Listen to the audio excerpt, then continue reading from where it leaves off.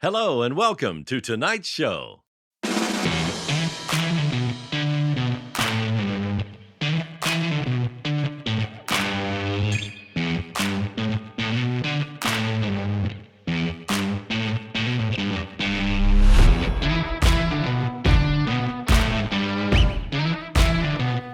And hello and welcome to episode 214 of On the Bench, podcast for scale modelers by scale modelers, all about scale models. And this episode is being brought to you through the wonderful support of all of our Patreon supporters.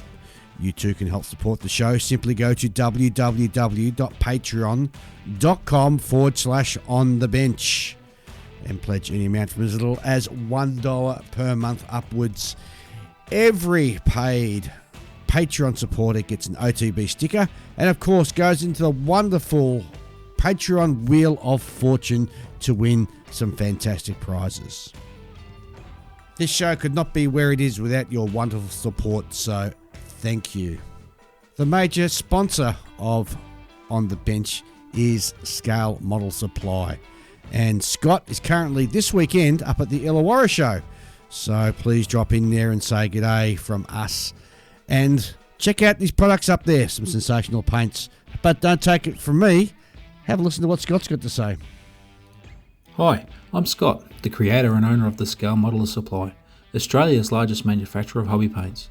Our premium airbrush-ready acrylic lacquer paints are designed specifically for use on plastics, with a comprehensive range covering all popular modelling subjects including military, aircraft, rail, auto, sci-fi and more.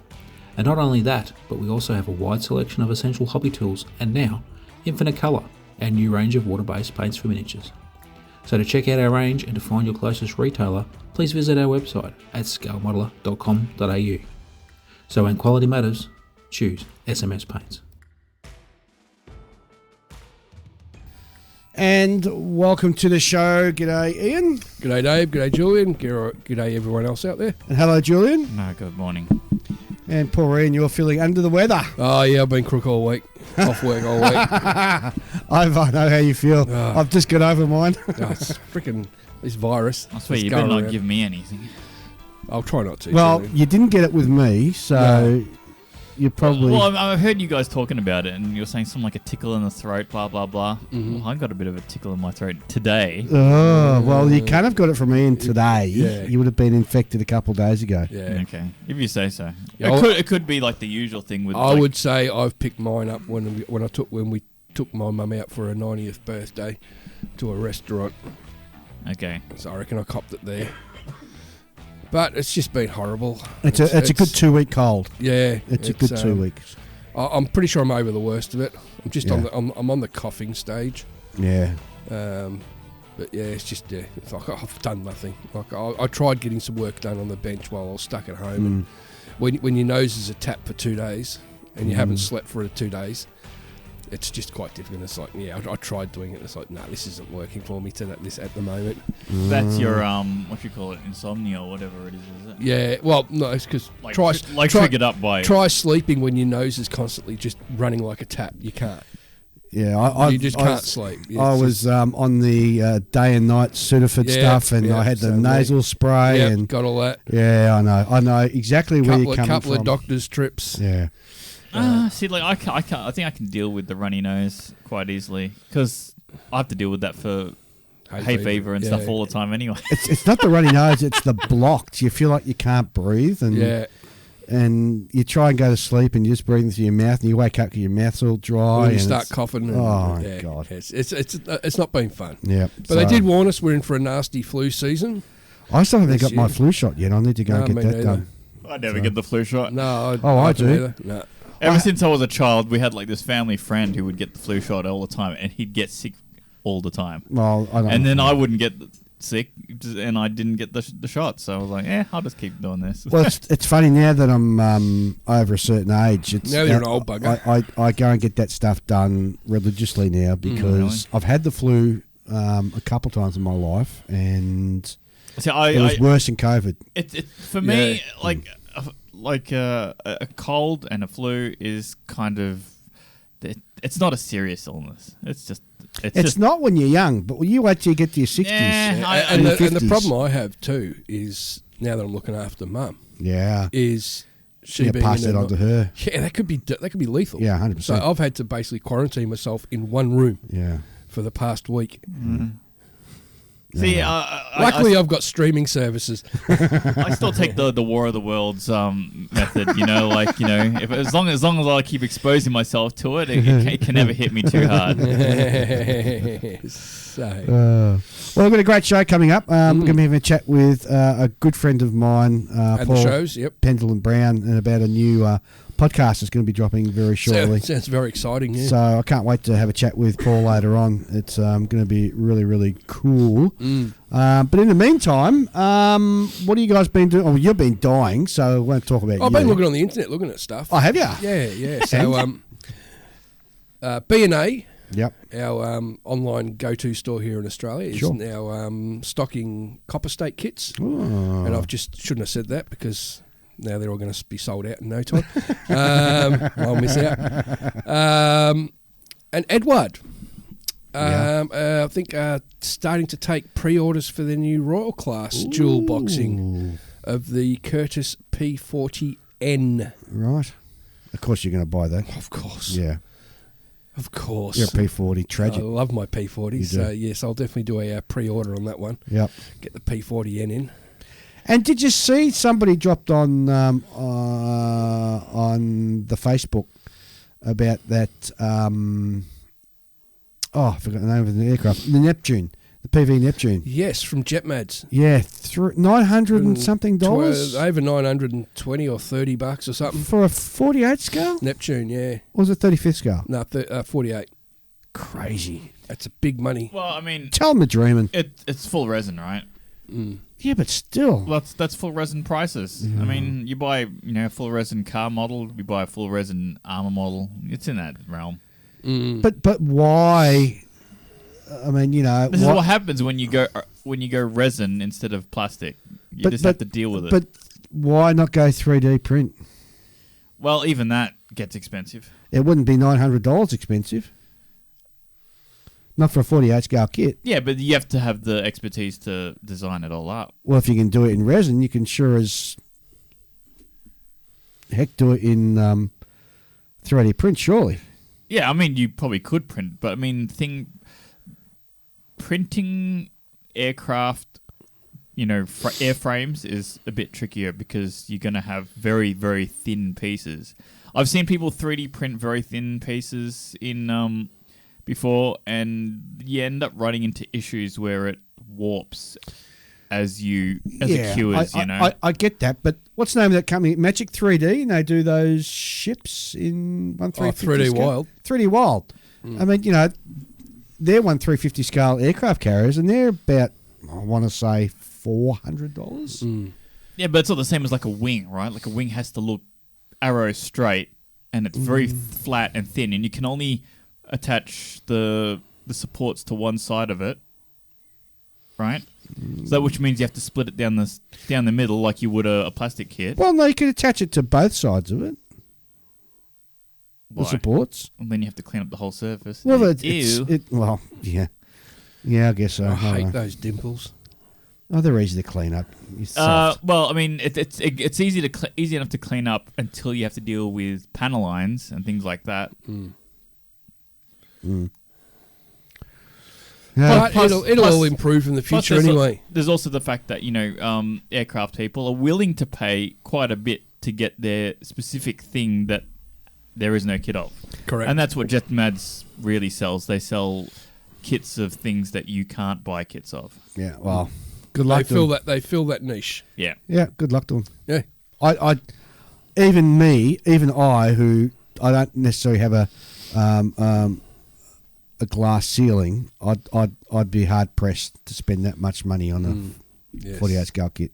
Well, I mean, Ian was willing to spend that much money on that B, whatever it is, that huge HPH kit. The B36, until I realised that, there's no way I'd ever build it, and there's nowhere I would ever be able to put it. Hang it from your ceiling. You can't get your hand around the bloody fuselage to hold it. Yeah. Right? It's that big. Yeah. They have to put bloody what is it? Like fiberglass into fiberglass, the yeah. I And remember I've never seen one finished. I have never seen one built. I've seen a photo of one. I think it was Have years and years ago. It was either HPM or MPH or whatever they were back then. Like we're talking late 90s, early 2000s. Yeah. Did I think it was a 1/16 or 1/12 scale Messerschmitt 262. And like the fuselage was fiberglass.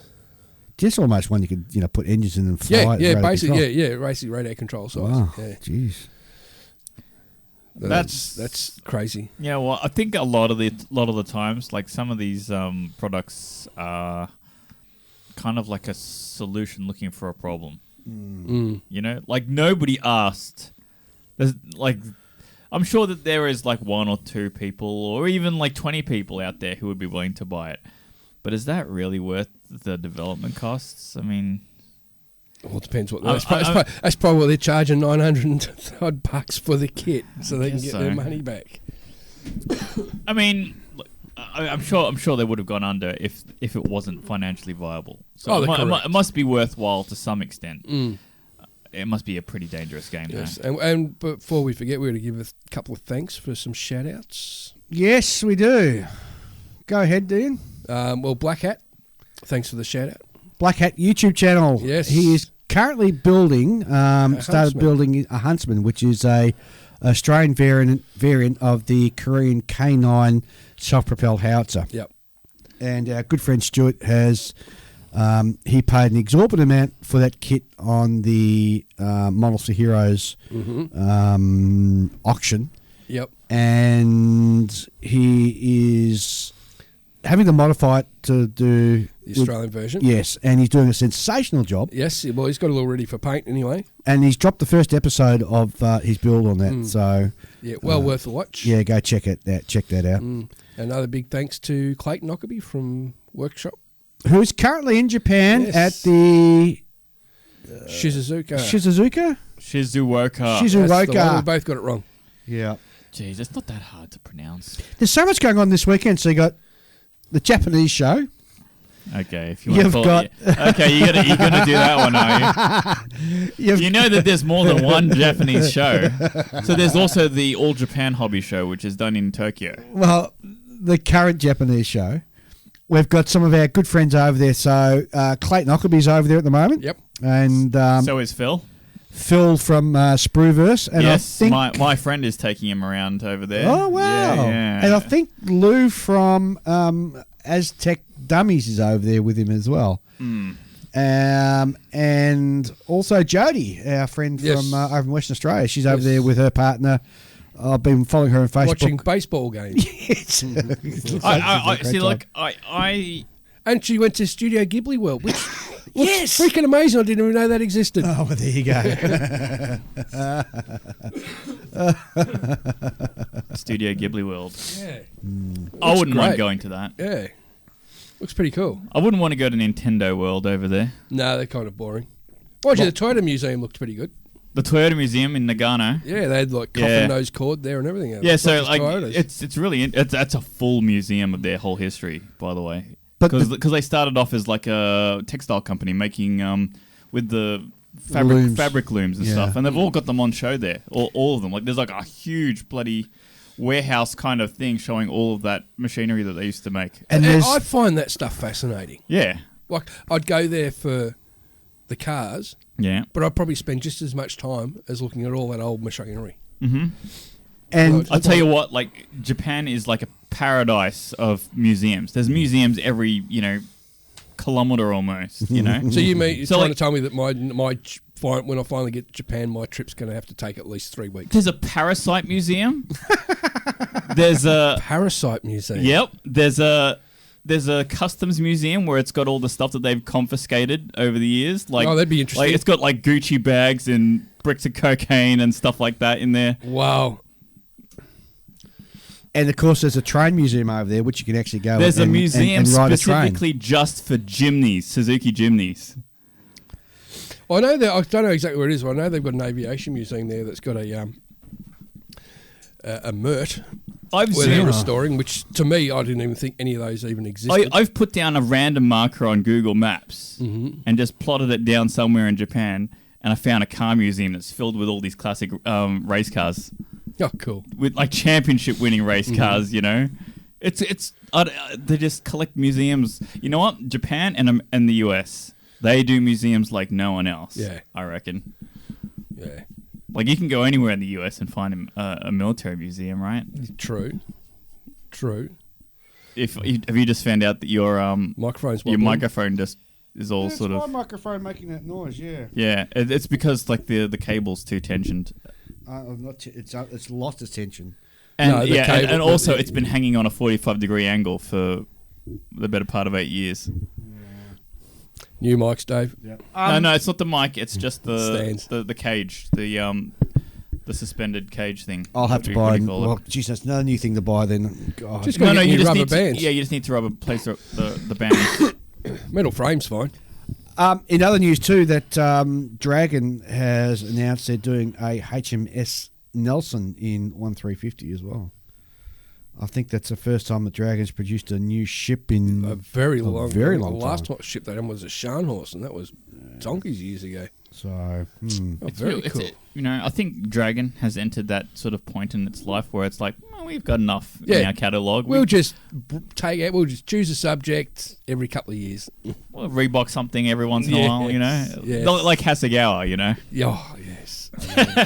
Sorry. Actually, you know what? One company that had so much potential. I shouldn't be saying that about Hasegawa because they bring out a new car for me all the time. No, of course, for you it's great. Every month or something, they're bringing out a new car. But Hasegawa used to But be, for planes. in my opinion, Hasegawa used to be like the forefront of new aircraft kits. Oh, of course, yeah. Right? Nowadays, nothing. You don't see. When was the last time Hasegawa produced a new 148 scale aircraft kit?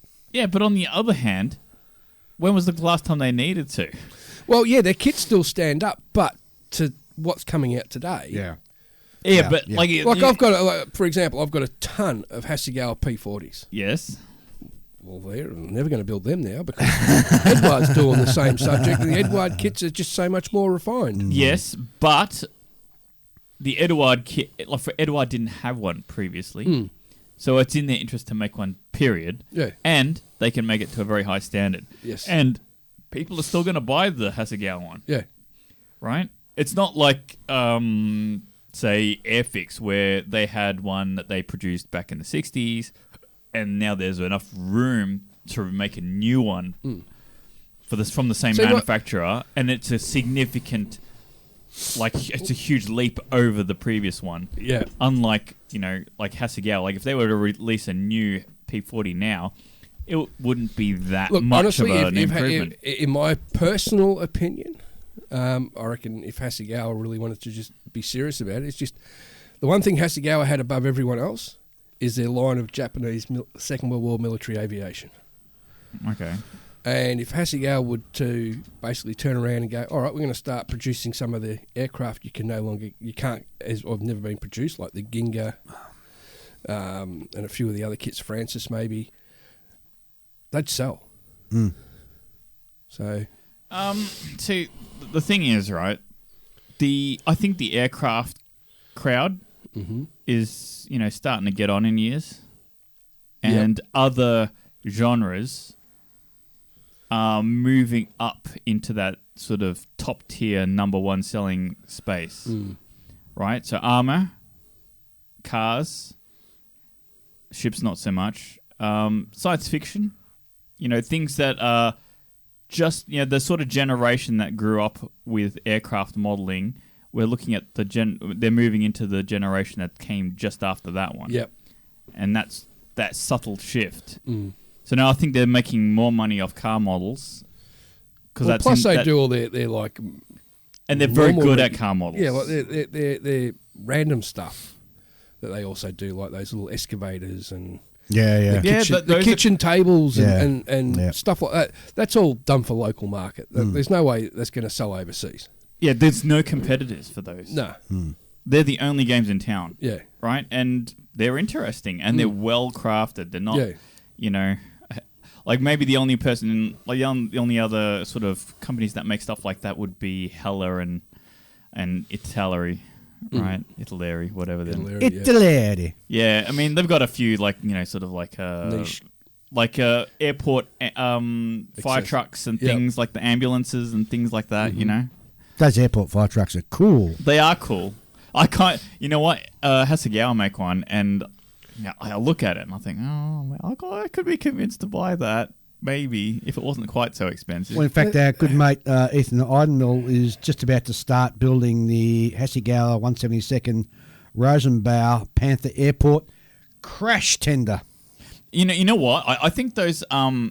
That one. That's the one I was thinking of. Yeah. That's so cool, isn't Yeah, it? it is very cool. Especially Looks for very you, since you're in Thunderbirds. emergency services. Yeah, I know. right? It looks very Thunderbirds. But I mean, that and things like excavators and tractors and things like that. I think they're kind of like a crossover between car modeling and armor modeling. Yeah.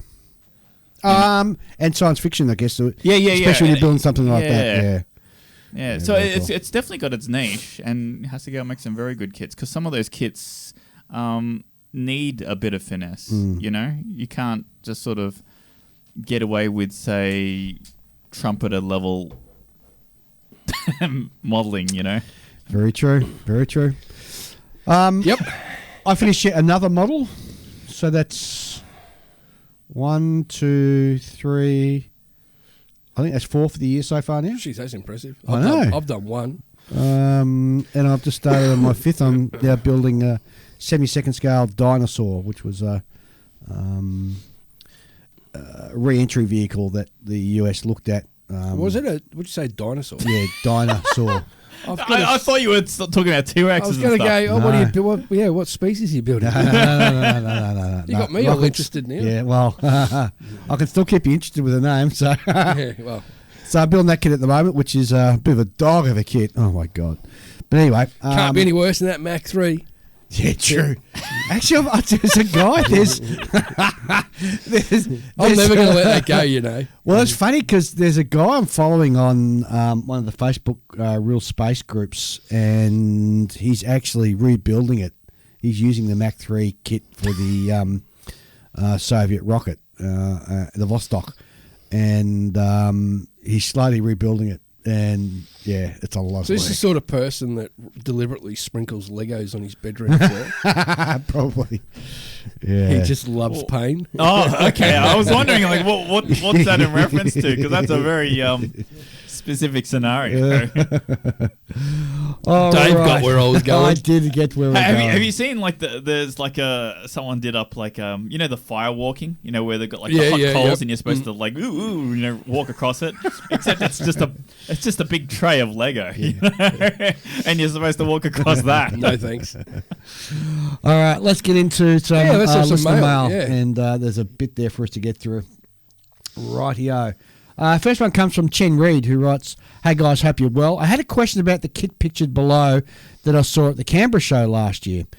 Is it one of Ian's?" No, it's not. It's actually one of our good friends. It is. Greg. Yes. Mr. But also known as Bacon Bits Bacon Models. Bits, yep. It's a stunning kit. It's HMS Dreadnought, 1907. With a what if camo. I'm sure he knows that because he took this photo and it's got that written on the side of it. For the listeners who can't see the photo. Chen writes in, I recently picked up a Trumpeter Dreadnought kit of my own and wanted to replicate this camo scheme, but this one doesn't feature any instructions.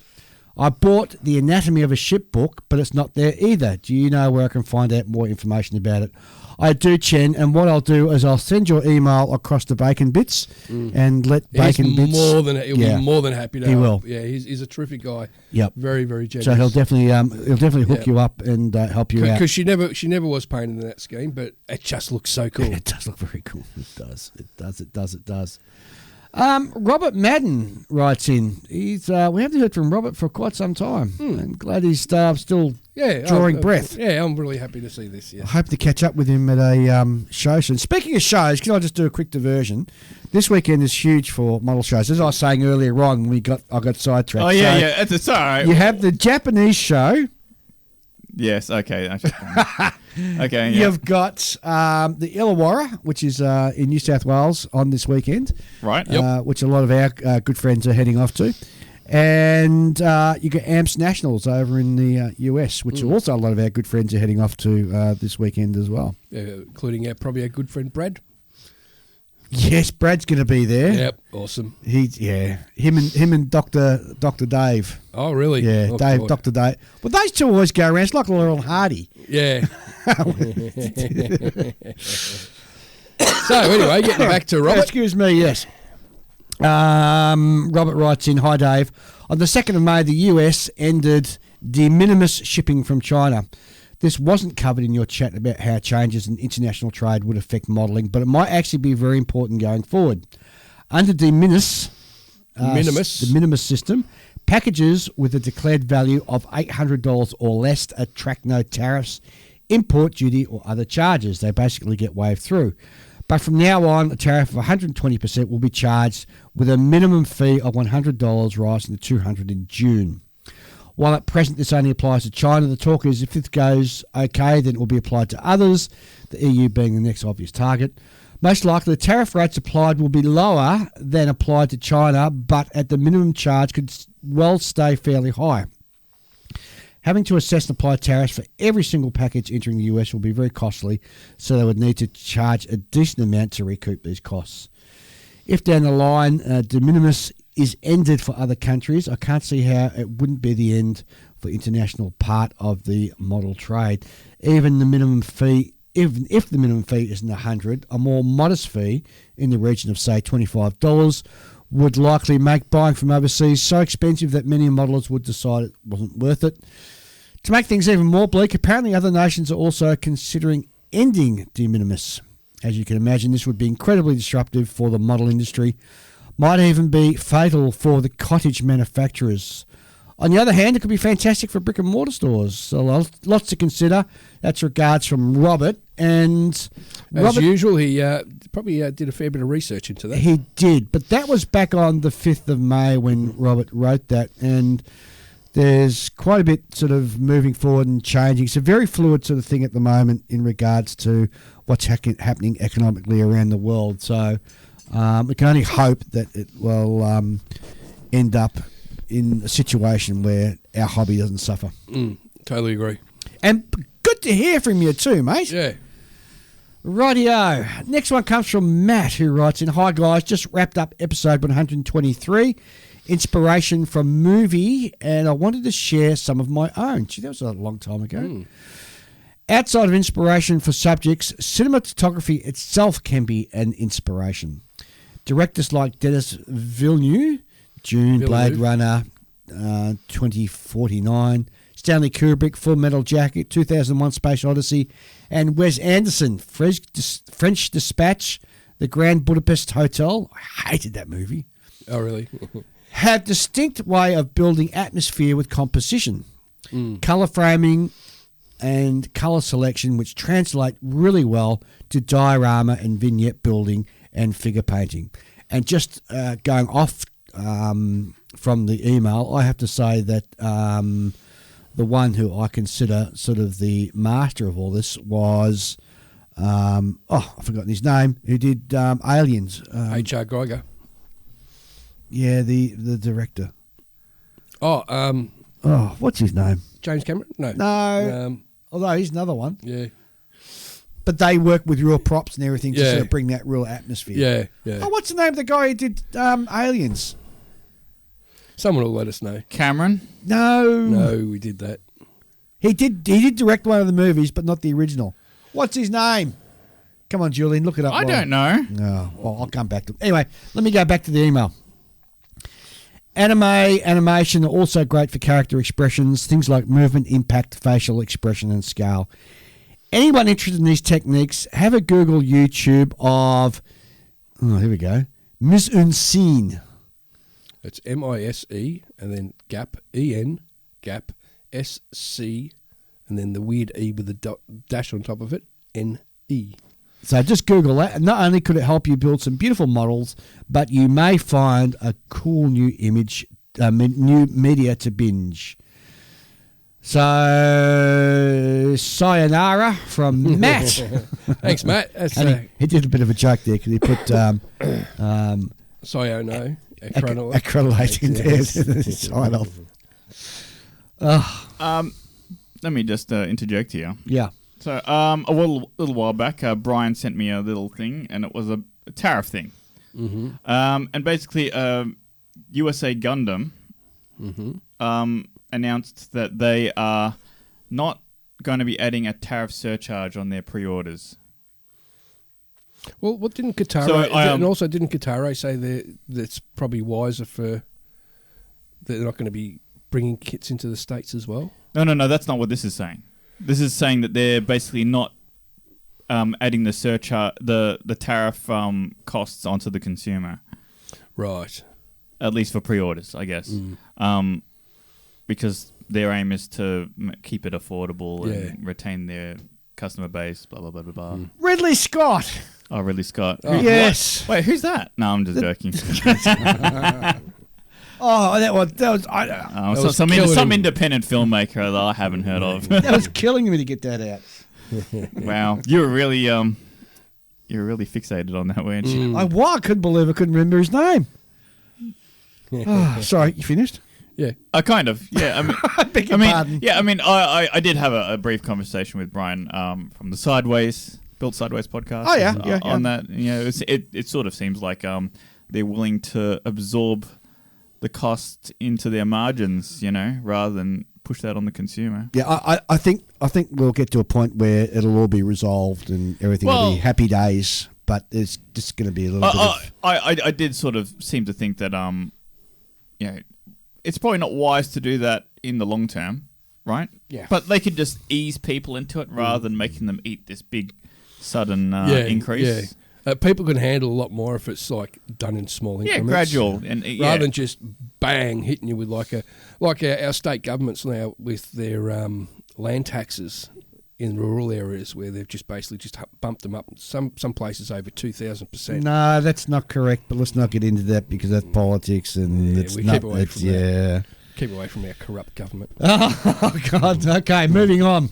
We have an email from Lee Edmonds who writes in, Dear Dave, you're right. Hang on, can I just say that again? No. I'll read it again. Dear David, you're right. For once. There is a Saab Viggen in the museum at Le Bourget and a couple of other unexpected delights. It's a two-seater as well. I looked at how to get out to Le Bourget from the centre of Paris, and they are difficult to get to, so I got an Uber. Yes, I found the same. But the Uber was actually cheaper than the Mirage 4000 that he purchased. And he included some photos. He did. I've never seen a Saab Viggen in person, so me neither. I'm hanging out for the next time I go to Paris and actually have a look at it. That'll be absolutely gorgeous. That's not a Saab Viggen, no. That's a MiG-23. 23. There's a Saab Viggen. There you go there. Very cool. So thanks for that, Lee Edmonds, and I appreciate saying that I'm right. Someone has to, sometimes. Even a broken clock is right twice a day. That's right. Andy writes in, G'day, guys and Julian. I was listening through some old episodes and I have a few questions. Question 1, whatever happened to that Canberra bomber that Ian started, then gave to you, and I believe you ultimately ended up with your club members? Well, that did get finished. It went the rounds of all the club members, and it now has pride of place in... Not all of them, not me. It now sits finished and in pride of place at our club display cabinet at our clubhouse. And it's still there. Yeah. And it's still bringing the club good luck. And it's still like missing a leg or something, isn't it? The undercarriage fell off, so I glued it back on last club meeting. I think the club meeting before, yeah. Okay. But it's still a tail sitter, unfortunately. But it came up all right. That was after putting a ton of weight in the nose. Yeah, I know. Yeah. Apparently not enough. We need a ton and a half. Yeah, didn't do enough. Question 2. Are there any possum updates? I haven't heard about that war for a while now. Well, Andy, yes, the war has been won. I installed an electric fence around my backyard, and I'm pleased to report that it has held, despite numerous onslaughts from the possums. Really? Can you hear them out there like zapping it? No, there was one stanchion that had got actually snapped off, and only a possum could do that sort of damage, so Yeah, do you hear the way it sounds to me? What? Only a possum could do that sort of damage. It's like, that line from Star Wars where like, these blast points are too accurate for sand people. Yep. Whereas I'm doing the opposite. Yes, Wait, 'cause- you're encouraging them. Yeah, I'm actually hand feeding them. Are you They're really? coming up to me, and I'm giving them bits of bread and stuff. You idiot! You'll regret it. Why? They've got the trees. They don't come anywhere near They're the house. lulling you into a false sense of security. That and plus we've got the massive tawny frogmouth. You got Tony Frogmouth owl. Yeah. Have you really? Yeah. First, I realised I started finding these balls Yeah. of fur, Yeah. Okay. and I've gone, that's an owl, Yeah, yeah. all right. And all of a sudden, I was sitting there out the back, went out the back for a smoke, and just standing underneath the washing line. And because we've got an old Hills hoist, Yes.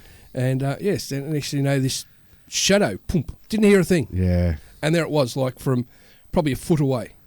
Wow. This big ass tawny frogmouth just looking at me. Didn't get no fear. That's so cool. Yeah, Yeah. they're such a big wide so mouth. Those cool. birds. So, Andy, yes, the war has been won. I've declared victory, and the possums have not been back. And I'm colluding with the enemy. And Ian is, yes, he's Ian's a collaborator now.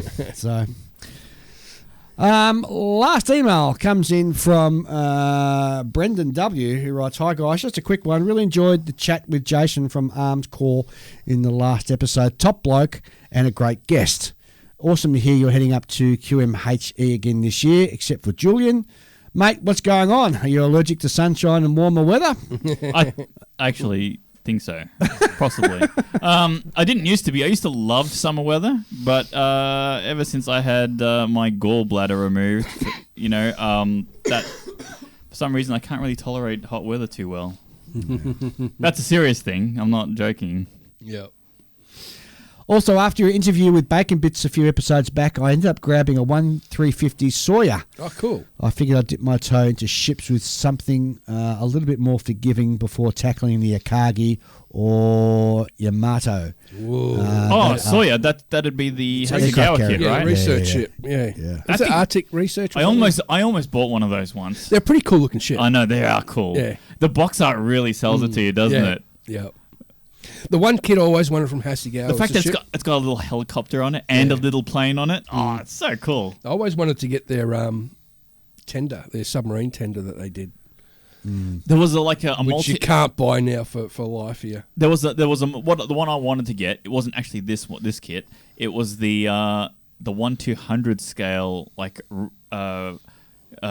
ship from who makes the aftermarket, the really high end stuff for ship models.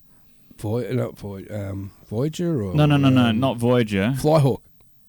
No, the one that they do like a really full encompassing all photo Pontos. Pontos, yeah, Pontos, the 1/200 scale Sawyer. Oh, do they? Yeah, it's Oh. really Be worth a few bickies. Oh yeah, but I mean, it's something else. It's on another level. You know Yeah. how it is. Yeah. Brendan, best of luck, and Brenton signs off bench hard from Brendan. Thanks, mate. Well done. All right, that concludes the mailbox. Of course, if you want to send us an email, send it to onthebench64@gmail.com. We love getting email from you guys. And, of course, don't forget there's the speak pipe. Just go and check out the show notes. There's a link there. You just press the link and just leave your recorded message, and we'll play it back on the next episode. Yep. Now it brings us to the wonderful... Wheel of... come from? I don't know. Excuse me. The Patreon Wheel of Fortune, and let's have a look and see who is going to be the winner. And I think we are going to give away one of our very exclusive challenge coins, and we'll see who the lucky Dave, you're winner gonna that have will to be. mix up the prize pool. Well, the last one was a T-shirt. Oh, was it? Okay. Yeah, I did mix it up. Oh, okay. Who's the winner? I don't know. Maybe. Jeremy Diamond. Congrats, Jeremy. Jeremy. I'll be reaching out to you, and we'll figure out a way to Get that over. get it over to you. You know, I think you know what I've realised. You know, between earlier when we were talking about you taking an interest in that B-36 or whatever it is, and me talking about that Sawyer, I think that every now and then people go through like a small case of insanity where they attempted to buy some absolutely over the top model. That's way outside their normal like price range or anything, and they're just like, I'll buy like a 1/16 scale armor, yeah. Yeah, the problem with me is I don't know when to step back. Yeah, it's very rare for me to step back. You get baited too often. I do. I mean, it's like, oh, I never encourage. Like a bowerbird. Even though I'm the one that sort of sends you up this flagpole on occasion. Like, you don't have to say anything there. You just got to point. Yeah. But I mean, I don't. I never suggest that you buy something outrageous. They're always pretty normal models, right? Yeah. What was that one that we went up to the Hobby Warehouse, whatever place? What's that?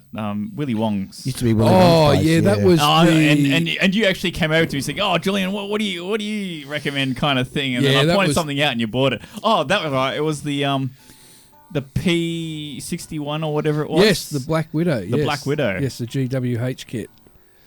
Yeah. You enjoy spending other people's money, don't you? But then again, that's a good kit, and I'm glad I bought it. And I'm glad I bought it. Especially since you're now into that sort of specific, realm. yeah, specific, yeah. And you would never have bought it otherwise, because whenever do you see it on display somewhere? No, it's and never I remember on a shelf. building the old monogram one when I was a kid. Oh yeah, that's a notoriously shocking kit, isn't it? Actually, no, it's a notoriously pretty decent kit. Is it for its age? Yeah, even though it's got raised panel lines, the detail inside's amazing, and you got little access panels and raised panel lines, and you got the access panel for the main guns, and it's a cool little kit. You know what? People seem to be very relaxed on raised panel lines these days. But what really surprised me about the P61 is when I finally saw one in real person, is how small it was. Yeah. Oh, really?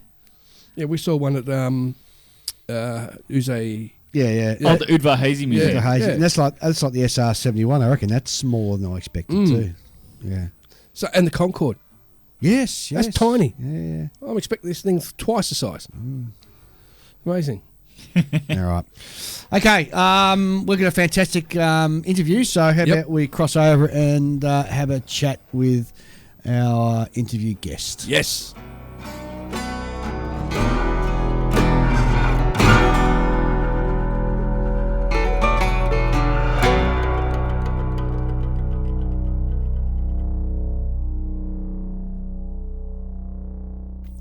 And now it gives me great pleasure to introduce a very good friend of mine, a very good friend of the podcast, Paul Pendelton-Brown. Good morning, afternoon, evening, depending which part of the world you're living in. G'day, Paul. How are you? Good afternoon, good evening, good morning. Well, it got me confused as well. It's just gone midnight over here in the UK, so hi to you all.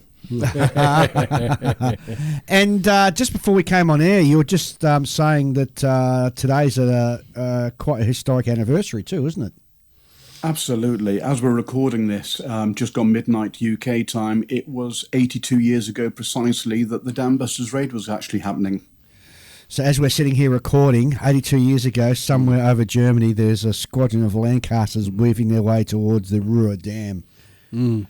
Led by squadron leader Guy Gibson. Yes. As they move to meet their fate and become legendary. Yep. Absolutely. And there were some Aussies on the raid from memory and some New Zealanders. Absolutely. Well, it was World War II was such a collaborative effort throughout the entire Commonwealth. And, in fact, Australia had a number of squadrons that were all Aussie squadrons over there, flying Lancasters, and so many of our aircrew went through the Air Empire training schemes, as did the Canadians, South Africans, and the Kiwis, to go and join RAF Bomber, Fighter, and Coastal Command. Absolutely. One of the airfields I've worked at previously, Coventry, was RAF Baggington during World War II. And 457 Australian Air Force was formed there on Spitfire 1s. Yes. Oh, wow. Before they went out to the Isle of Man. Unbelievable. Yep. But, Paul, we didn't get you here to discuss, although I do want to dive into your history and want to have a bit of a chat about who you are and what you've done in previous lives, because it's extremely interesting. But we've got a world exclusive because there's a new podcast coming out, is there not? Is there? Ooh. Absolutely. Beyond the Box Art. We've been hitting the socials the last couple of months, getting ourselves ready. BeyondTheBoxArt.com or just Beyond the Box Art on Facebook, so you can actually see what we're up to. But on Thursday, the 22nd of May, is when the first episode actually goes live. And included on our pod, but you're getting the exclusive on it, is the reason of and an easy way of explaining what the pod's all about. So, Dave, if you want to hit the button. All right, stand by. It's time to get loud, no holding back now. Beyond the box art, come join the crowd. Every 2 weeks we're dropping the beat, modeling passion can't be beat. From on the bench where the magic began, brush in hand, let the journey spin. Young road, we're hitting the mark. News, tips, and tricks, igniting spark. Hairy sticks, painting with finesse. Airbrushing dreams, nothing but the best.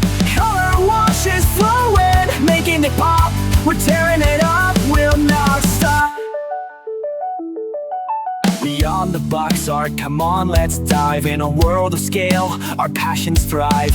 Planes, trains, and tanks in the mix. Join us on this journey, it's all in the fix. With pride we create our hearts on display. In this hobby together, forever we'll play. Young old, we're hitting the mark. News, tips, and tricks, igniting the spark. Hairy sticks, painting with finesse. Airbrushing dreams, nothing but the best. Color washes flowing, making it pop. We're tearing it up, we'll never stop. Real space to sci-fi, our love spans galaxy-wide. Battlefields painted, we take it in stride. Every detail matters in this world we mold. A podcast of passion, watch our stories unfold.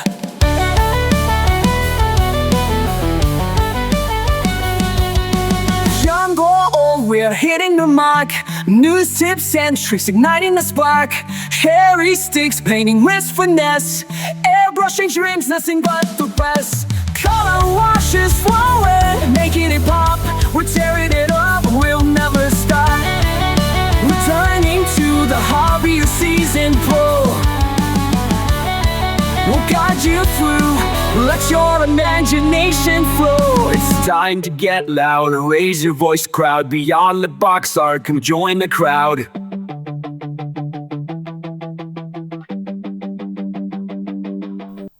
Wow, geez, what a... How'd you get that done? It's not what you know, it's who you know. Yeah. Oh, my... Wow. That's Oh, pretty. my That's Lord. impressive. That's the best podcast intro or music or backtrack, whatever you want to call it, I've ever heard in my life. That's great. Yes. And I noted the little Easter egg shout out to OTB there as well at the beginning. That was awesome. Yes. Not only that, we included Ian's mention of hairy sticks. Yes. It's all appreciated, buddy. Now, I said we were going to be different. Yes. Well, you've certainly started with a bang by just that song alone. Yeah. Wow. Yeah, that's going to be that's me stuck in a lot of heads. So, Paul, let's take a step back. I've got to. I'm getting all giddy over this. So let's just take a step back first of all. So, who is going to be on the podcast with you, and what exactly is it going to be all about? Okay, we've got a team of 6 that are going to be on the pod. Wow. Due to the most of us are working really weird shifts, etc., we're not all going to be on at the same time. Mm-hmm. So we're going to have a rotation, probably a core of around about 4 or 5, but there's the 6 and possibly a 7th waiting in the wings. So we're going to work it in a shift rotation just to have a little bit of variance through the program. But it's going to be slightly different in format. Imagine a mix of your own show, the Model Geeks, just making conversation, mix it all together, and a variance on subjects from aircraft to tanks to ships. I have to make sure I pronounce that one correctly as well. Yes. We don't want ship modelers. No, we don't want ship modelers. No. Exactly. No, it's just going to be... It's got our own spin on it. We've actually got musical bumpers through to actually break up the sections. The jingle's been recorded by a professional radio jingle company, etc. So it's got just that little bit of an edge that's slightly different, again, from what is out in the marketplace. We're not out to compete with anyone. We're there to actually work with rather than against. So we're just expanding the colonial podcast group. Good. Well, if I might say, you sound a lot more polished than what our show is. It's the language. Yeah, that's it. Yes.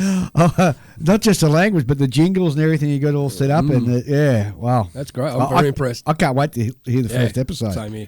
Really looking forward to it. Well, we've listened to what you guys been doing since episode 1 all the way through, and when Julian decided he was actually going to come on board later, you know how it goes. I can see on the camera and getting the glare. I'm just because I don't know, there's so many things flying around my head. I've actually forgotten that I actually was going to do that. No, it's in the way that we're looking at it, we're not out to make money from the whole episode. Oh, you won't. We're looking at covering our costs, and any surplus we get will be donated to Malcolm and James's Models for Heroes. Oh, wow, that's great. Sensational. Fantastic, yes. We're not out to actually try and make any cash. We've got some potential sponsors sat in the wings. They're just waiting for episode 1 to drop, of which I literally uploaded it to the server ready to go live at 6 a.m. BST on Thursday the 22nd. So it's sat in the system ready to go. So, yes. Let's see how it actually gets received. I can tell you, you're not going to make a lot of money because I woke up this morning to find the bill sitting there from Zoom for $250. So, Yeah, Zoom. Yeah. Well, there wasn't a bill sitting there. They sent me an email politely telling me they've already taken the money out of my account. Yes. Yeah, I know that feeling. Oh, it just seems to be a bottomless pit, doesn't it? Oh, it does. There's always ongoing costs and everything. There's equipment upgrades. Most of our equipment's reaching what came up to 10 years old now. And it's funny, I was just thinking about this with the computer that I use, that's going to have to be replaced fairly soon as well now. I'm still fine-tuning the stuff that I take on the road. So there's always stuff to purchase and upgrade and all the rest of it. So yeah, if you can cover your costs, you're doing well in this. And to be fair, we never sort of started off so it wasn't a money-making thing. It was just because we enjoyed doing it. It was a lot of fun. Yeah, absolutely. And we've taken your advice with thank you very much for actually pointing us in the right direction for basically we've all got the same microphones, we've all got the same equipment basically at each of our locations, but geographically, although we're not that far in miles away from each other, the time it actually takes to commute 15 miles is the best part of 45 minutes plus. Oh, my God. Well, yeah. Manchester's close to us, Liverpool, etc. Oh, yes. So very congested. And that's an understatement. That's an understatement. So it just makes it easier to record remotely, and using Zoom, as you said earlier, with the separate audio tracks you can actually get on it gives us exactly what we need. So also learning GarageBand is a bit of a interesting starting point as well at the same time as trying to actually start a pod, so it was a real big learning curve in one hit. Well, in fact, GarageBand's one of the simplest systems you can learn or to use. There's a whole heap of other ones that are a lot more complicated, and I only chose GarageBand because it came with the PC Mac, PC Mac, and B, I'm a simple soul, so I need something that's fairly simple to learn. Soul. I know that feeling only too well. So you say you're going to have about 6, maybe 7 of you. What are the other characters who are going to be on the show? Mentally unstable, mainly. We've got Mark, Mike, Tim, James, and he's desperately trying to think, and another Paul. So we don't actually go by our first names because we've got 2 Pauls. So I go by my school nickname of Brownie. Perfect. And That's so Paul Aussie. That is so Aussie. And we've also got Paul Wong, who was actually 2 nights ago voted as the new chair of IPMS Bolton. So he goes by Wongy. Wongy. So we have Wongy's Wisdom as one of the episode parts of the show. And yes, we don't take ourselves too seriously, but it's just I couldn't use my nickname that I've been using for the last 10 years. Too rude. No, it's not. My nickname has been El Presidente. Oh, yes. Yeah, well, no. so that would have been a Tim, clash. I've actually got a valid excuse because I one of my past roles was president of a worldwide air traffic organisation for a number of years. Ah, jeez. So I have more of a claim to it, but to save confusion, I'm letting Tim stick with it, and I'm going with Brownie. He's coming on the pod in a few weeks' time anyway, so I'll have it out with him then. Nah, Tim's such a nice guy, and I'm sure you can have a great time chatting with him as well when he comes on the pod. Oh, yes. Now, you guys being in the UK, you've got Airfix there, you've got Games Workshop there, so I'm hoping you'll sort of be able to dive deep and build some relationships there, much like the guys from Just Making Conversation have, and get in and perhaps give us some, releases and news ahead of time than the rest of the world. Absolutely. Not only that, we're planning to actually do some recordings for you guys as remote location or on-the-spot reporters, and actually hopefully inject a little bit of commentary into your program in the future. But on the 2nd or 3rd of June, we have Ravel coming on to the pod to actually give us a world exclusive reference the 132nd Meteor that's coming out later in the year. Ooh, oh, cool. And that will be announced. I think that that episode goes live about the 19th of June from memory. Right. So it's, definitely the 19th of June it goes live. But I've been working with Ravel on that project, so I know all the secrets anyway, but I'm not allowed to say. Any plans to take the show on the road, much like we do, and go to shows and actually do recordings? Absolutely. Absolutely. On the back of what you actually advise, I've actually got myself one of the Rode professional mics, yes. the mobile sets. Yep. So we were taking that mobile with us rather than actually taking the full rig. Yeah. But we are planning to actually go out on the road. We're actually looking to get ourselves some shirts done so people will actually be able to spot us. Mine was originally, if this was happening end of last year, it would have had Mark D as the size in the collar, because it's one size down from a Marquee. You've lost a heck of a lot of weight. Well done, mate. Well done. Yep. Well, as of yesterday, 40 kilos has gone. Oh, my November. God. Jeez, Good effort. that's half of me. No, I'll tell a lie. Bull. Probably a third. Well, not even that, mate. It's your left foot. Oh, you're so kind. Anyway, most of the weight's in your head, Dave, anyway. Yeah, that's true. Between my ears. Same way that age is just a number. That's Well, right. exactly right. It's just when you get on the scales and they say one at a time. Nah. Yeah, that's a worry.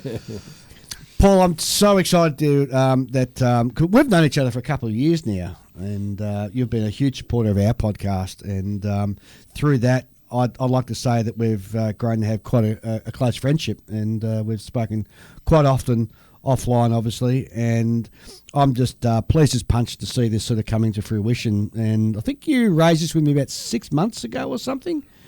And just about a little bit before that, but also this was the idiot that sent champagne to Australia for the 200th episode. Yes. My wife still remembers that, as do I, because I shared it as well.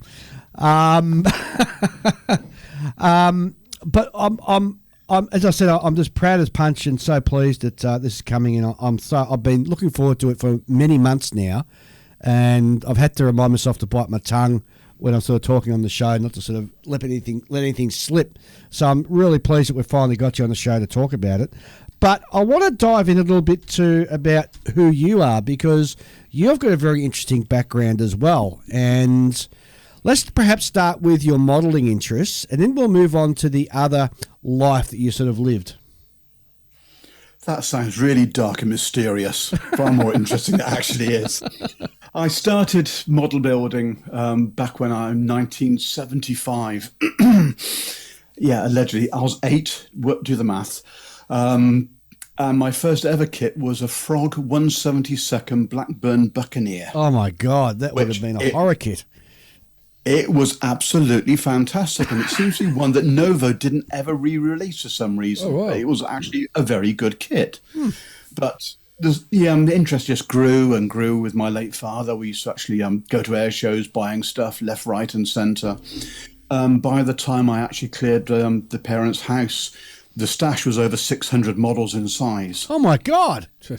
Unfortunately, this was just before Models for Heroes started, and I gave them all away. Oh, no. Literally cleared the decks of Bad everything timing. because listening to your and other pods, etc. Life's too short to build crappy kits. Yeah. Absolutely. When you got large quantities of Airfix from the 1960s, my father actually amassed Frog kits, etc. Where the cockpit was literally a lump of a pilot's head molded over on the top with just a canopy over, no well, nothing there whatsoever. So it's just a case of clear the decks. Also, recently I had a couple of cataract operations. Right. And I was really lucky. Apparently I was told I shouldn't have had this type of cataract until I was in my 80s. Oh, wow. So in my 50s, great. Absolutely. Both eyes were done. Both had LASIK surgery, and I can see reasonably well. But 72nd, which was my main passion in the days, God's true scale. it's just too much. Yes. So it's gone to 48th now, and the occasional 32nd. Very good. But what's your main interest with when you do build? Is it still aircraft, or do you branch out from that?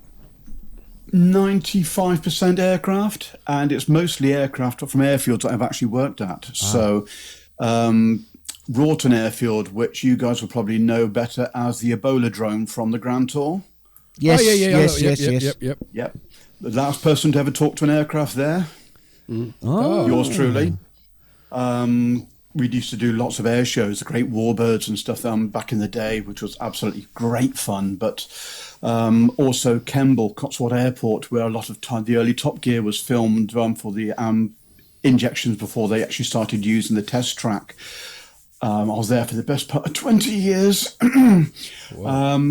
Working in air traffic and getting to meet the team from from Top Gear as it was then, Hammond, May and Clarkson. Fantastic.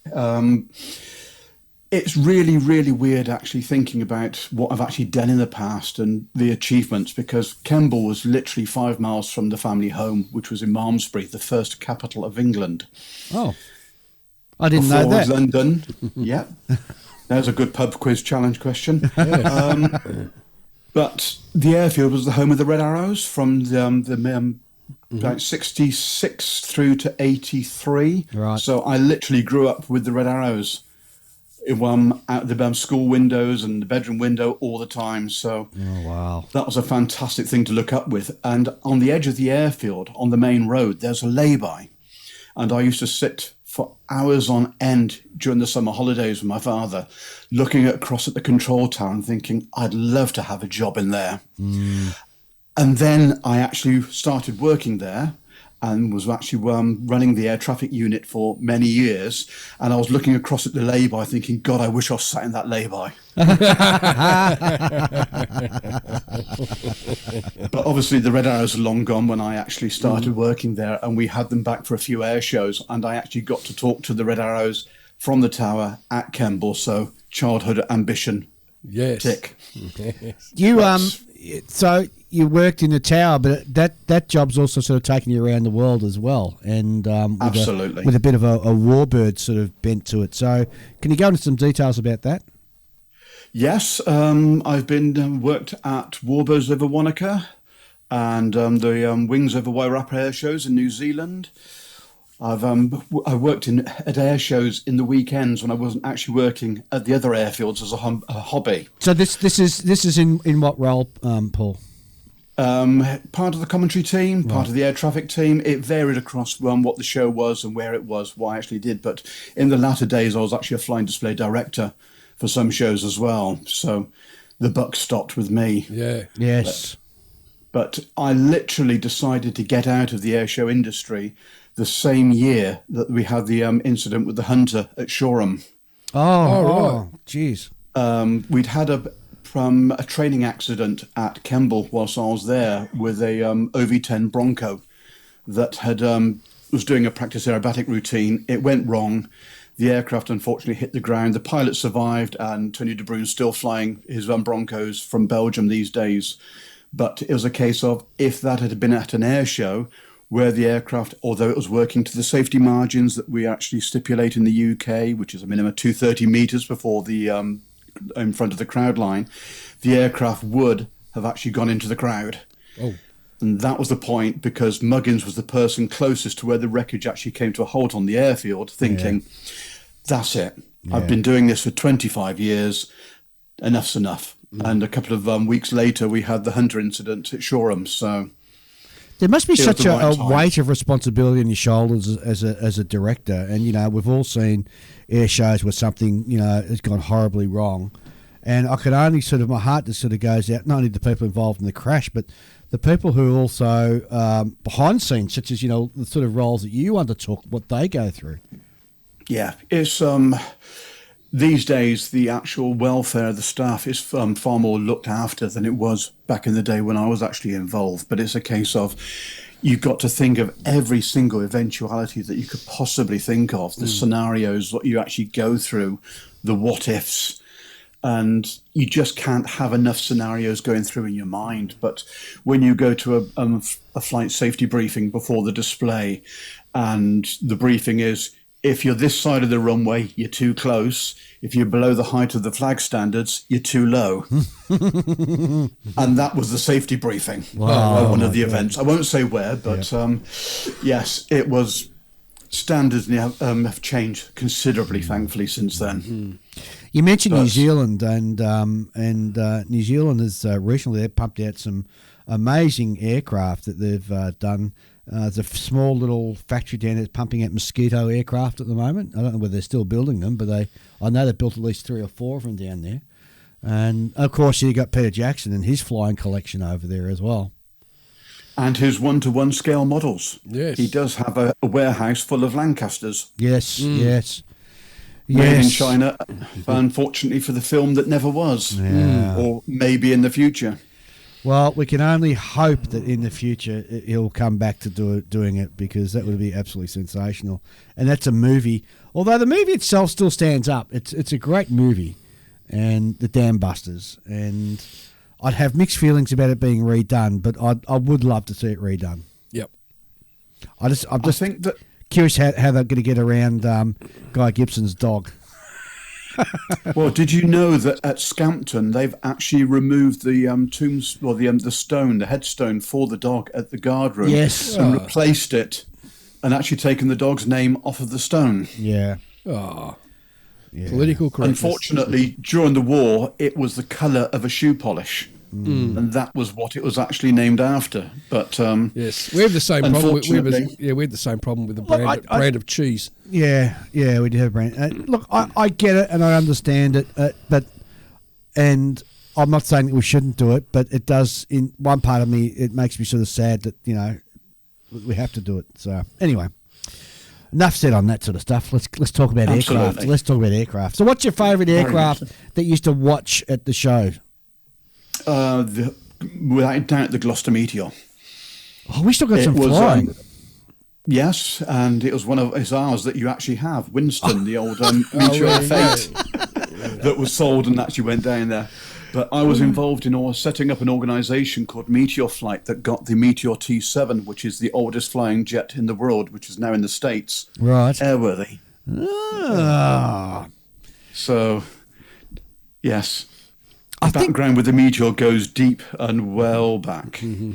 As much as I like seeing the Meteor fly, what I find very impressive to see in the sky is the Canberra. Me too. When that flies. And, we've got a couple in airworthy condition in Australia. That's still flying. The thing I like most about when they get that up to fly is the starting procedure. Yes, with the cartridges. But they've changed that now so that it's no longer used They modified the current ones that are in flying condition so that they don't have those. The one at Point Cook still uses cartridges. If it is, it's the last one. But they've removed that. They've changed the engine, the engine. They've changed the starter part of it so they don't need to have those cartridges anymore. That's a shame. Yeah, I know. For those who Yeah, don't know what I'm talking about, Google Canberra bomber engine startup and you'll see. It's very impressive. Absolutely.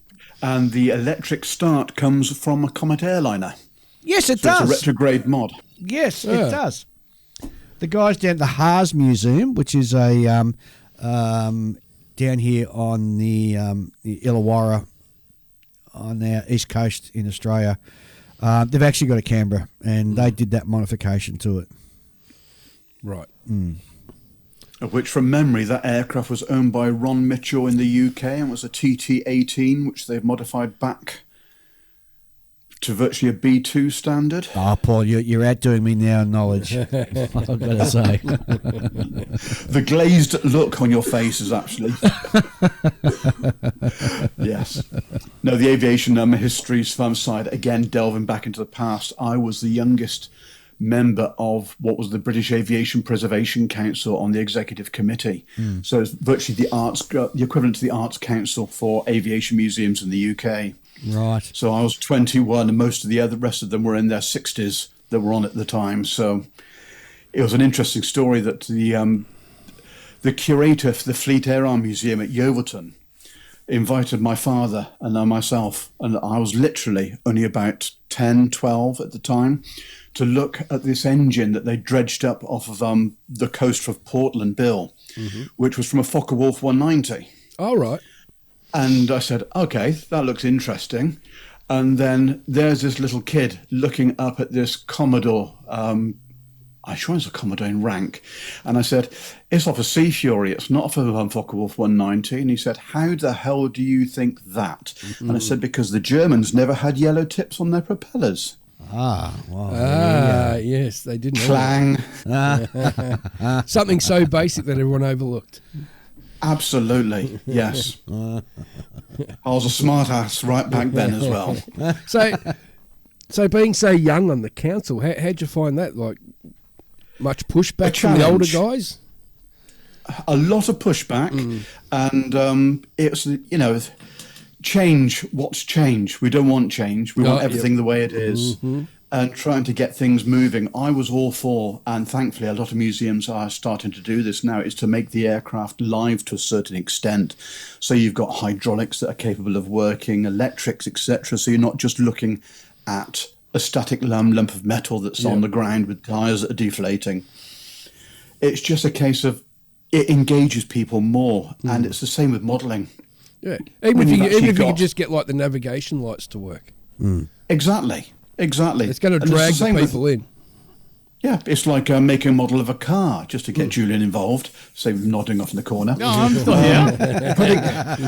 Having the ability to actually switch lights on or something like that on what would just normally be a car sat on a desk, on a display, and actually getting people to interact. Yes. It's just getting more people to actually get into the hobby and actually bring up the younger people into the hobby, which is one of the things that we're actually trying to achieve.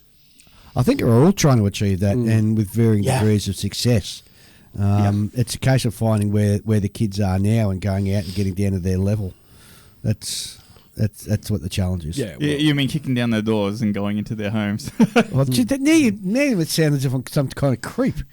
No, I'm saying that a lot of people, are homebodies these days. Yeah, well, that's true. That is very true. Yeah. If we can just sort of remain on the subject of real aircraft and flying, the more modern aircraft are much more challenging to keep in the air than, say, the stuff from World War II and before that, because they're a lot more simpler. You don't have to have all the electronics and the hydraulics and everything. And that in itself means, although there are some people who have very deep pockets who are managing to privately own things like an F4 Phantom, and we're still seeing Skyhawks that are slowly sort of trickling into private ownership now, as well as the trusts and flying museums that still manage to have these larger sort of aircraft flying. It's been quite a drop-off. Am I right in saying it's been quite a drop-off in the UK with the larger modern aircraft no longer flying? It's all on the back of the Hunter accident at Shoreham. There's no flying Hunters except a couple in the military now in the UK. All the civilian hunters have all been grounded, unfortunately, because of maintenance records for availability of spare parts. Mm-hmm. It's just, I think it'll be very difficult to find anything with a modern computerized system being actually made airworthy and flown in the UK. The Buccaneers and Lightnings that were in South Africa, great, but no way would the CAA in the UK allow them to operate over here. And the complexity and the information or the setup you'd need maintenance-wise to actually allow them to operate, you virtually need to have an operational RAF squadron there to actually allow them to actually get to that stage of maintenance. And there's no one who's virtually got that pocket. I can see Hawks definitely coming on. It's a relatively simple design and is not that computerized, but I know there's a guy that's trying to get a Tornado F2 flying in the States. Wow. Which, as a civilian operator, I know they've got a Sea Harrier operating over there. Art Neal's flying one over there. I know he's had it up for sale for quite some time, but he's still flying it at displays, I believe. But the complexity and cost, I just don't think it's going to be a warbird scene. What you see in the air operational these days, enjoy it, because I think once it's actually grounded, it's going to be a static only in a museum. Yeah, yeah. And perhaps it's not a bad thing, because I'd rather still have it as a static sort of display in a museum than unfortunately lose it in an accident. Oh, absolutely, absolutely. It's that fine balance of, do you want to see it fly, or do you want to actually have an example that's actually there to preserve the memory for the future? Yeah. What we would give to see a short Sterling in real life. Oh my God, yes. Well, was it just quite recently they had the A20 accident. Yes. Which, from what I've read and seen, kudos to the pilot for keeping it under control after what happened, because one of his engines died and the propeller wouldn't feather, so he had to take it in a tight spiral. But and unfortunately, when you're in that situation, it takes up the flying characteristics of a manhole cover. Yeah, it does. But yeah, it is. It's a hard question to answer. I mean,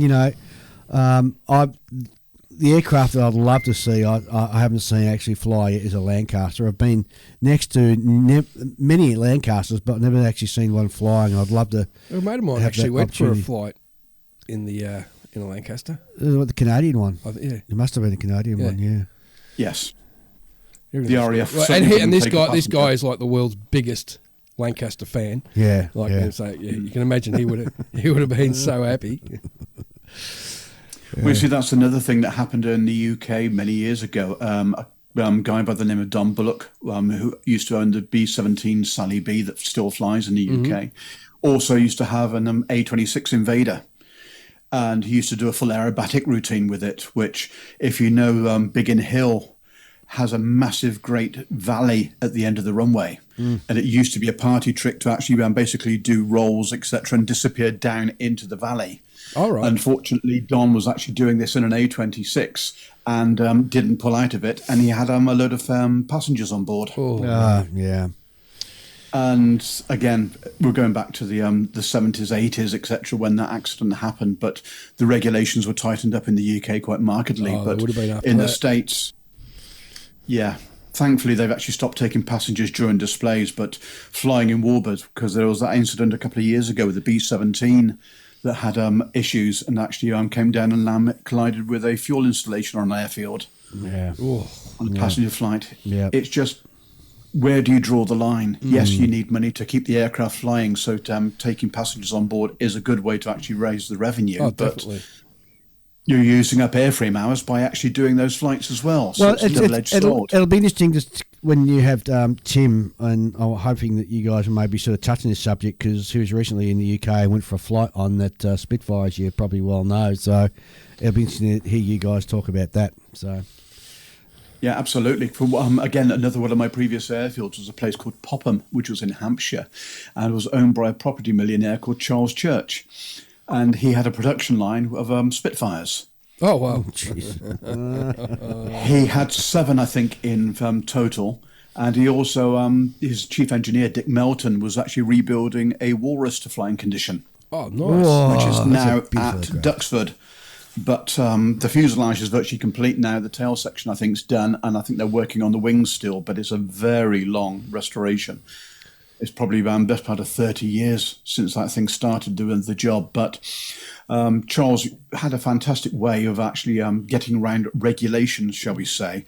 He couldn't get planning permission for a hangar, so he built a barn, which had a tractor which was absolutely bulled up to the nines. Everything was chrome plated, etc. Just sat in the corner, and round it was actually the production jigs for the Spitfires. But it was a barn.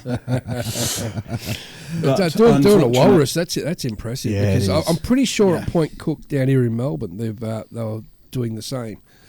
And just to see the woodwork on the wings alone is just. Those guys have more talent than I could ever dream of. And actually, one of our local air museums at Moorabbin, they just started the project of restoring or rebuilding, only to static display, but a Avro Lincoln. So that'll be a long, long project. Yeah. But And that Lincoln came from the UK, and that was owned by Charles Church. oh, wow. He used it as a donor. He had a hangar collapse on the Lancaster. He was having built to flying condition. Wow. British Aerospace, or BAE, it was British Aerospace back in those days, at just outside of Manchester, had a hangar collapse due to snowfall. And it actually took the main spar and centre section of the Lancaster out. Oh, I remember seeing a documentary on that. Did you? Yeah. Ah. Yeah. And so the Yeah. Lincoln was actually bought because the centre section is exactly the same as the Lancasters, and that was going to be the donor for the Flying Lancaster. Oh. Unfortunately, Charles was killed in an accident flying his Mark V C Spitfire. I took his Mayday as he went down, so the conversation we had earlier reference mindset, etc. Yeah. Regarding, yes, I've been there. I've been on the receiving end of it. Yeah. It's wow. the trouble is, in air traffic, you have to be somewhat divorced in some ways of emotion for the fact that radio, and the same way that people are listening to the podcast, you can't articulate emotion in the same way as you can actually having a face-to-face conversation. And when you're sat in the tower, the last thing that the pilot wants to hear when he's having a really bad day is you're panicking. Yeah, exactly right. So you have to actually put on an air that, and think of it quite irrationally in some ways, that unless that aircraft hits the tower, I'm going to be safe. Yeah. It's the guy at the other end of the radio that's having a bad day, and I've got to do what I can to help him in a structured and a sane manner. Yeah. Meanwhile, your chocolate starfish looks like it's puffing on a cigar. What? The pucker factor. It's going Oh. like this. Okay. Bizarre. Yes, there's obviously an Australian saying. Yes, it is. Yes. I'll leave it there because I don't want to dive into it too much deeper. But anyway, so what's on your bench at the moment? Let's look at bringing this home and perhaps have a chat about what's on your bench. At the moment, 148th Airfix Anson. Tell us about it. Are you enjoying building it? Absolutely fantastic. I must admit, it's the first Airfix kit I've actually made since my hiatus of 35 years Wow. from the hobby. They've upped their air game. traffic- They've upped their game, haven't they? Oh, that's an understatement. But since they came out with the Anson, their latest release, the Jaguar, absolutely brilliant. The fit of parts, the quality, the moulding. Panji's actually done a fantastic job of delivering that model. And a friend of good friend of yourselves, and hopefully an acquaintance of ours in the near future, Chris Meddings. I was actually at a museum taking photographs for him, and literally as the Jag came out, and also for another project that I believe he's working on. But he's just come out with some resin 3D print exhausts just to take it just that little bit better for ITA 3. Wow. Which look absolutely fantastic, and some bits of the undercarriage as well he's brought out. He does some nice He work. does some sensational He work. does some really nice work. Yep. And when you realise he's only just started in CAD. Yeah, I know. I mean, yeah. it wasn't that long ago. He had to sort of do the pivot, and he sort of took it up, learnt it, and the stuff he produced is, as good as anywhere else in the world. Yeah. Yeah, really good. So He's had that If not better. Yeah. Yes. exactly right. you just mentioned there you're building the Anson. It reminded me that there is an Anson that is other Anson that I think is being built in Australia at the moment. And also we've got a good mate known as the Quokka, who's doing a model of 2 Avro Ansons, which, yes, that's the one where they're one on top of the other. And I can't wait for him to finish that. Yeah, in fact, same here. he's pretty close, I think. It should be ready for this year's Australian show season. Yeah. So that'll be a great model to have a look at. Or would you call it a model? It'd be a diorama, really, wouldn't it? Yeah. Yeah. It's got to be a diorama. It does. At least, yeah. Yeah. But for those that are actually listening and didn't see our hands moving, literally, there was an incident where an Anson actually came down and landed on top of another Anson. So they actually made a base, almost turned it into a biplane on touchdown. Yes. It made a bit of a mess of it, but everyone got away, thankfully. One of those lucky ones. And I think there's a pilot on top of the pilot underneath realised he still had control as both aircraft were welded together. I think all the crew sort of bailed out from all the other one, and he managed to land it, which is incredible. Given that these guys didn't have a lot of flight experience, and this is during the Second World War, and in outback Australia somewhere. Self-preservation comes in, i.e. pulling as much as you can on the stick to make sure it doesn't stick into the ground. Yes. It's very true. All right, let's move back around this wonderful podcast that is going to be dropping very shortly. Tell us a little bit more about it as to where people can find out more information. Thanks, Paul. Okay, it should be on all the major podcast apps as of Thursday the 22nd. You can find information about us at the moment on beyondtheboxart.com. And if you look on the episode tab on that page, it says nothing found because it won't go live until the pod goes live on the 22nd. But we've also got an international... we didn't want to actually start putting up individual events on the page because as soon as you publish something, somebody else has changed it, or they then could blame you as liable if the event gets cancelled or whatever. So we have linked to as many IPMS national bodies as we can for each country. And you can click on the individual links and actually find what shows are on those pages. So it takes the onus off of us. But as long as the IPMS organisations keep their pages up to speed, hopefully you'll find out about the events in your local area. Plus also when Modelers Without Borders actually starts publicising events, we will do the same for that organisation as well. Yeah, they're not very far behind getting that done. And perhaps Tim will have a bit more information for you when you talk to him on that show that you've promised. Exactly. That's the whole idea in getting him on to talk about that side. But we've also got the UK IPMS AGM coming up in a couple of weeks' time. So I'm taking the roving mic and hopefully going to speak to the chair, who's a friend of mine from years ago. And back at the Kemble days, I used to have him running around the airfield putting up metal barriers for the air shows. So, yes. So we're going to try and get a few conversations going on that, but also take the system down to Telford later in the year. So speak to some of the guys coming across. Hopefully get a chance to speak to the guys from Qatari, who I believe are coming for the show. I heard a rumour they are going across there for the show. And exactly. Well, you'd expect that the stuff they're producing would sell like hotcakes over there in the UK. That is an understatement. And I've already placed my order for the Mark 5B Spit when it comes out. Yeah. That's most definitely my ballpark. Yeah, but also Hurricane 1. Yes, with the first issue that's coming out with the fabric wing, yes, I believe. Yes, fabric wing. So you're actually going to have a table, because when we go to shows, we get a table, we set up, we put all our mics there, and we actually record. Are you going to do the same at Telford? We're going to go mobile. Okay. We're planning to have bright orange shirts. They will look like EasyJet cabin crew walking around the site, but to try and stand out. And we'll also get some shirts done for you guys and send them down. Cool. As well. I'll have to reciprocate with some T-shirts. Yes. Fantastic.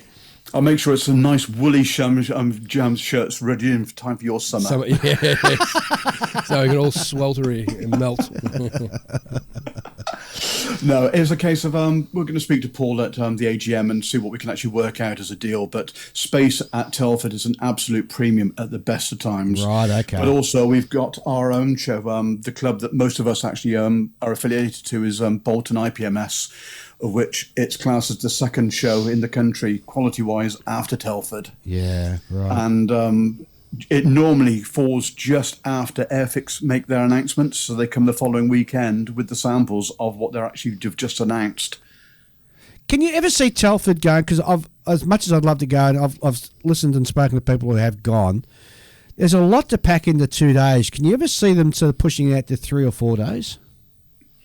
I think the cost of the site would actually prohibit that, personally. Okay. Right. But I hadn't been to an IPMS National until last year, for the best part of 25 years plus. It was at East Midlands Airport the last time I went to an IPMS National, which was a long time ago. Yeah. Prior to that, used to be at the Stoneleigh Showground, which was right on the approach to Coventry Airport, which I actually worked at afterwards, but that's another story entirely. But it's a case of, the event is absolutely massive, and having seen the scale of it, I think what people will probably be confused by it a little bit compared to other national shows is the actual competition side is so small. Yes. Most of the actual area is taken up with the special interest groups we have over here and the actual displays of models. But the actual judging side is actually a relatively small part. So it's not really a big competition in that way. You've got Scale Model Challenge, you've got all the other big ones in Europe that actually virtually fulfill that role. But the actual Telford event it's 3 very large exhibition halls full of plastic. Yeah, but 2 days just seems like not enough time to sort of get around and have a look at all that sort of stuff in detail. Yeah, especially when your wallet runs out halfway through the first day. That's what credit cards are for. Oh yes, absolutely. No, it's worth attending to actually to compare it to what you've actually seen over in the States, etc. Yeah, it's definitely on our bucket list, and I've unfortunately got a commitment back to the US next year, so it'll see me sort of locked into that. But I know Is that for the Nationals? Yes. Well, my plan is to actually hopefully catch up with you guys there, because I'm planning on the same. Well, then you and I are going to have a talk offline, because I'll be taking up the hospitality of Kentucky Dave once again, and so we'll have to have a chat about that offline, Paul. Sure, no problem. Does Kentucky Dave know this? Well, he will as he listens to this now, as he's doing his lawn, if he gets his lawnmower fixed. I was just going to say the yard work's going to take a complete dive as he actually careers into the side of the car listening to what's actually coming his way. As long as he doesn't drive his ride-on lawnmower into the pool as he's listening. Or over his wife's prized petunias. So we're having a laugh at his expense. What a perfect afternoon. There you go. Oh, God. Okay, we'll definitely have to talk about that offline, Paul. Yeah, it sounds like a lot of fun. Look, again, congratulations on this fantastic initiative to launch another podcast. There's more than enough room for more podcasts, in my view. And I'm really excited to sort of share the journey with you guys. I'm really excited to hear about the guests and everything you're going to get on. It sounds like you've already got it all mapped out. And I just really urge our listeners to get behind and back you and have a listen. Yep. Thanks very much, guys. And thank you for the inspiration, because it was during COVID. I was one of the few people that didn't actually get time to actually do any modelling or anything during COVID, because our airfield had an air ambulance base there, so we were still operational. So I was literally in downtime when the helicopter wasn't flying, as nothing else was flying, listening to you guys. So from episode 1 all the way through, wow, I managed to actually fill the back catalogue and actually catch up. And obviously, you were doing your best to actually screw me over completely for the fact you were actually doing it weekly then as well. Yes, that was a tough gig actually, doing it weekly. Yeah. It was just so appreciated, and the people I've spoken to over here just said it was literally a lifeline. Yeah, and I cannot argue the point Ava more than they actually made. It was just during that time, people are now starting to forget some of the people and the hardship, the people that were actually stuck at home and just didn't have anyone they could actually relate to. Yeah. And listening to you guys actually did take it over the line for them. So a collective thank you for everything that you've done. But at the same time, I was actually riding around on a mower around the airfield thinking, I could do this.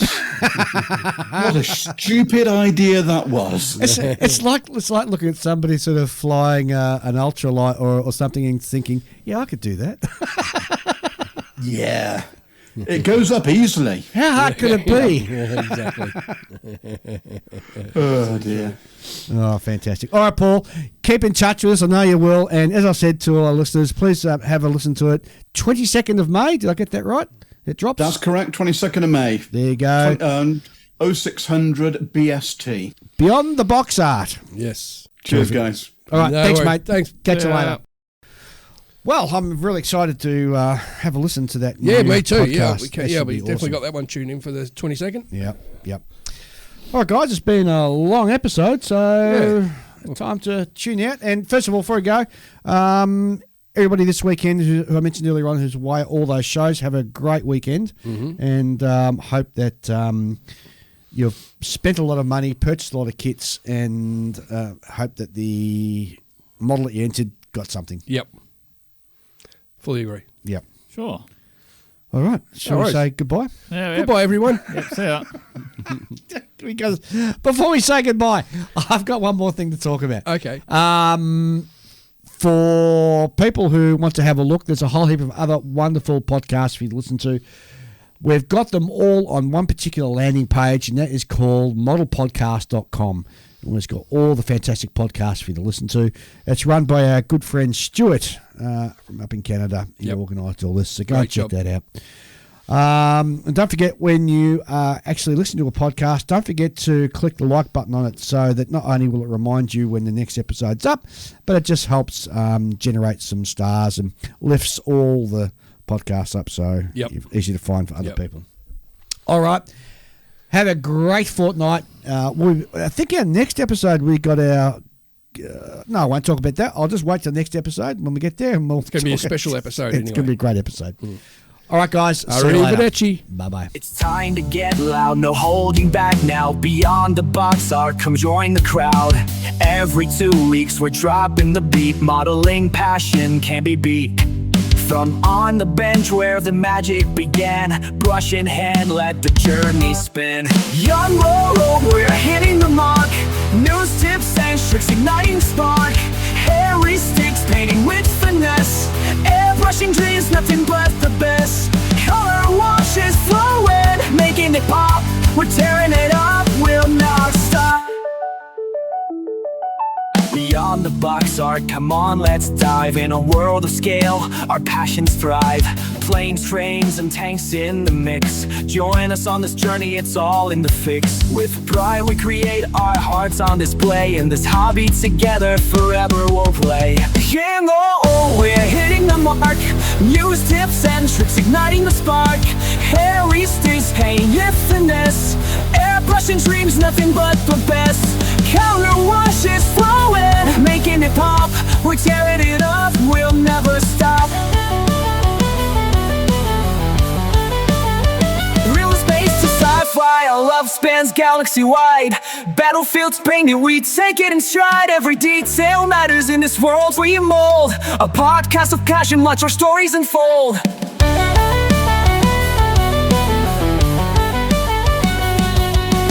Young or old, we're hitting the mark. News, tips, and tricks, igniting the spark. Hairy sticks, painting with finesse. Airbrushing dreams, nothing but the best. Color washes flowing, making it pop. We're tearing it up, we'll never stop. Returning to the hobby of season pro.